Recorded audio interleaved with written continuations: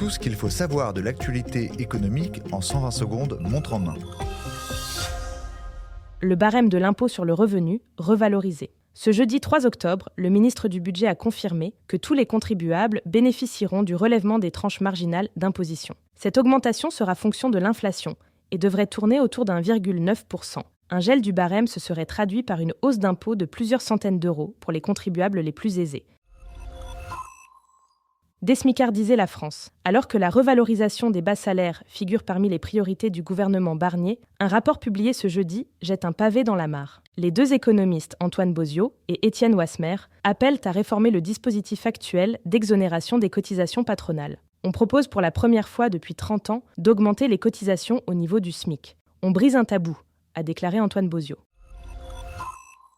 Des salariés exposés. L'an dernier, 97% des entreprises ont déclaré au moins une fois un sinistre affectant un salarié. Accident du travail, accident de trajet ou maladie professionnelle. Un chiffre en hausse. 83% des entreprises étaient dans ce cas en 2022. Autre enseignement qui ressort du baromètre du cabinet BDO. 6 entreprises sur 10 déclarent qu'elles ne disposent pas d'accord de prévention.